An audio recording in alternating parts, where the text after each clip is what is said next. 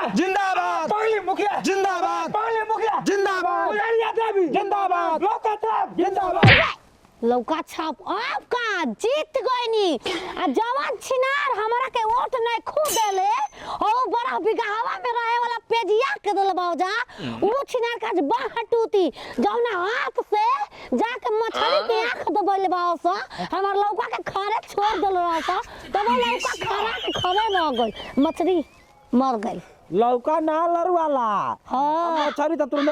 जीव निकाल तू ना देत रह तू तो मकराइन हमरा के वोट ना कर जाके सब पेजिया के मनी तो न देले हमनिए के दूगो वोटवा से जीतल बानी हम हमारे घर से मिल रहा जी हमारे गांव में बाबूजी के तोहनी के वोट बराबरी कर लेबा हमार वोट जाके बढ़ा देले बा लौका के तू लौका बढ़ा रहे छोटू रे हम लौका अने पर रुका रहा है अब पतो के समझा दो जी छिनार देख ला सारा राड़ी भोतल काटी कहते ना जीतबी लौका छाप हो लमका लौका हमरा आते गो खारा का के हे पर बिचले भाई लौका हत्ती को रहे चाहे हत्ते को रहे चाहे हत्ते को रहे लौका तो लौका हो काय खाती लमका लौका छेद दी दूध दल द खेत दी तोर माई के कहाँ चले के भाई बताई जाए के बहुत छिनरी घरे देखी हम तो कब जीतल उतल बानी चले कोनो मंदिर पर देवता जी चुतरी घरे जाए चुतरी घरे जवन चुतरिया है तो चले ले वो पहले छिनरी दर्शन कर लेती जाओ ओकरा बाद में चुतरी पुतरी के जाइल तीन जा दसवन करब हम नाच के देवी देता हूँ जी तारा वो पता फूल चढ़ले बा जीतल बानी पूरा नली के करवा के गली बनवा देंगे गली को करवा देंगे नली बनवा देंगे जहाँ शमशान घाट है जब मुदा घाट बनवा देंगे जहाँ मुदा घाट है अब मंदिर बनवा देंगे लाइटिंग में करवा के शौचालय बनवा दे लेकिन करवा के वो खेत बनवा दे अगर खेत में ढेर आदमी होगी लेकिन में तो एक सुन भाई एगो बात कह जा हां यहाँ के जीतल बानी कम से कम डीजे करी और 4 गो रसियन बोले हने के नाचे के अरे लौका छपपा मोहरा लगइला हो हमके विजयी बनइला फूल झरिए के मुखिया बनइला हो हमके विजयी बनइला पगली मुखिया जिंदाबाद पगली मुखिया जिंदाबाद गुलारिया देवी जिंदाबाद।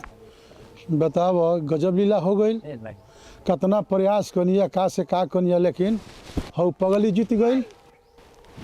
इनका ला कहतर नहीं हम क्या हो कुछ पैसा खर्चा वर्चा कर जा लेकिन ये तो ऐसा भुचियाई कैला हनी खर्चा कैलन ना और रुपया बोझ दलस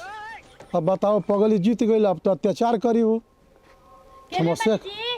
आप का चिंता में बैठल बानी हैं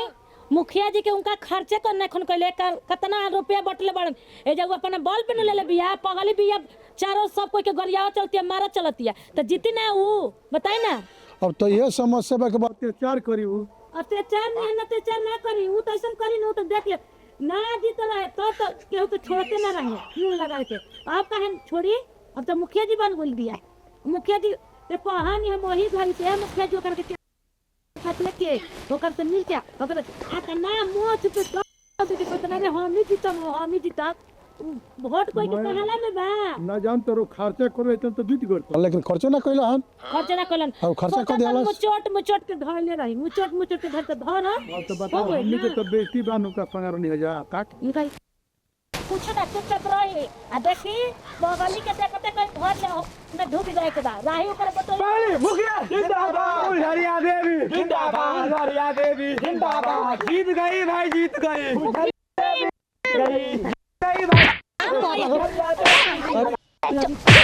छिनार जाए रमीरा होता था मां के मिठाई खिया के जगह पे विवाद पांच दिन आए बकुरिया समा के छी होता वो हमरा को तो देला कैसे तोनी के दोनों मुखिया जी रावरे के हम वोट देला ए दादा सब हो खनी मनो के भाई कराए के बा हई जाए वाला बा कोर के मंदिर मन ये तो हमारा अपन जमीन है में कहे मन कानूनी में बा कानूनी में बा शांति से बड़ा को शांति हमरा से बते को शांति जतना उमगल बड़नो उमगल मत शांति से कोई काम बा मुखिया भाई में हो गइलू मुखिया से बोल दे कोई मुखिया हो गलू तो ऐसा काम मत कर चार मत करा हाय का हो हां ई का होई ये अभी नहीं देखले नहीं जन देखल जा ई मत छुआ का हो ई सब ना छुएला हो हाँ ई जी का ई बुझो कि उ चीज हनु तीसरू लवा हो का हाँ हाँ हाँ तीसरू बाबा अनहरियो रात में चल दे मार हरियो रात में चल देबू ये लेके तारा छ अरे मुखिया जी यही पर नाच करत रहन आई चोखा का पर हाँ जिन्ना वोट देते रहा पीछे ही से खोदे के पड़ ये ना रहे बड़ा काम कर ली तारो के जहां ई लोरा मरने के जगह खेत भी आज बहुत चुपचाप तो रह इछने से बतिया एक बार ए मुखिया हम कुछ नहीं की ये आइन बाबू आ दिल्ली सर हमरा के वोट कितना लोग का घरे भेजा देनी कि माय लोग का साया में घुसा होत रहू लेकिन वो तो देलो तो माई बाबू के हमक देली कहली हमें के अत्याचार करी मानी काहे ना मानी कहनी है कि पगली अत्याचार करी जरूर मुखिया ही हो गइल नो ए बाबा ऐसा मत बोली गलती से के क्षमा मांगे जाती के आज तो मारे लगी और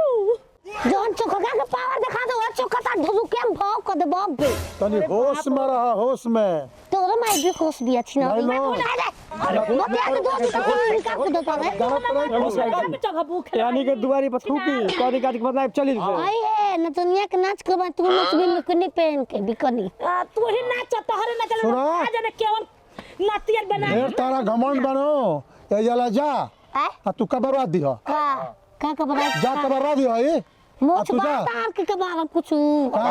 मोच बार बाबा कहत घरवा कबार दिह कबार बन रे कब कलाई कबार के बाद जैसे भी कबाई ना तो लगा के कोड़ी का जब से के बोला परी रा काने अंगुरिया पर मुतवा दे घरवा के मुखिया जी चल पे चली हां जा देखो जा प्रोग्राम हम देखो जाते ने अपना मुखिया के तहारा के तो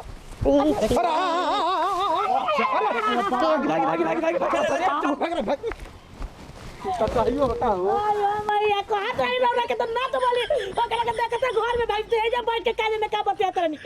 और तो हम लोग दाताऊ काट लूटाऊ खलवारे के उठी नारी के तो अभी जाते ने अपन मुखिया जी भी और उनकल हम जाते फैसला करत नु चली जी रौड़ा चली ओकर हिसाब है घबरा मत जात रामू का के पता करते टन आ इनी कर दवाई दिया मुखिया के को दिन 6 महीना ना टिके आई या के बंद कराओ तने घबरा मत तान लोग के 50 बारे कही बतिया कहनी देखो तेरे तुम्हारा तेरे सारा हरवा दे रहा तो अनेक तरह दूसरा हार गनी हम साला जब ना का ना जीते का ऊ जीती गई हम डाले का बात बता मुखिया जी ए रुक का हो गयो रौला तो हार के कुल का बर्बाद दी काम ना आए यही करे कहत रहे तो कुल गांव में नतियन के 1,000 रुपए आदमी पे बांटे जी तो रौला कहत ना हार के गांव में आता ना उ जीत के अत्याचार करत नु का कहे के बताई तो हमरा घरे जाके कहत ते ना कि छिनारी वोट देले हमार मार के आई दांते कटले बे देख ली रे बाप भाई देखो इहे चाहत नु हमने अरे हम काहे के चाहे भाई अब तो हम तो खुदे चाहते नहीं चुनाव में खर्चा करबे कनी ना जीतनी वोट ना मिलल पहले रहते तो जीतल ना रहती कहत अरे मुखिया जिंदाबाद जिंदाबाद अरे मुखिया जिंदाबाद जिंदाबाद जिंदाबाद हंस तू ए देखा पे जी कोनो बात नहीं करना खाजी तो कोनो बात गोर पर गिरबो माथे में गिर जा गोड़वा पर गिर हार चलो हम बे काम कर हार जीत के चुनाव आता रखा चिल्लाई बे नहीं तो करवा रे चिल्लाई बे तो करवा चिल्लाई बो ये जा का हां करो आपका तो देखा मुखिया असो बनलो परसल हमें रहनी मुखिया के पूरा हम पसल रनिंग नहीं असो एक बार जीत गलो हम हर साल जीतल बनी पसल रो अब मोती जब रहे तुम देख ले तनी ओके ता जा अरे मत लोजी मुखिया जी असो जीत गलो हम ना जीते देम कैसे आपका खाना होबे ना करो बाप खाना हो गई तो हो मुखिया जी गई लागत इज्जत बाची ना रौला भाग जाई हमको भागत अरे छिलवा ये तो रखा लिया काई का सरकार बोलत ले देखो देखा मुखिया जी तो तारी इज्जत करत नहीं एकर मतलब कुछ ना का करे का दोरिया पर तो फतरा ना समझ तार ओरा ना बा हमरा के कमला ना समझ सब लिए जा का करे शिकायत करे का मुखिया जी से हम मुखिया की अरे मुखिया पर उम्मीद बा विश्वास बा जनता के ओ हमरा के रानी ना दरस इहे बात के दुख में मारत है ओकरा के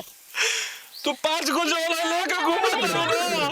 हम लेके घूमत रहनी असो हार गनी त माने मारत आई तोरे चपाटी में रह चला में ना पार्टी बदल ले आई पार्टी के पैसा ओकर का छाप फाटा नहीं अच्छा किन के दलबन तब बदलल बा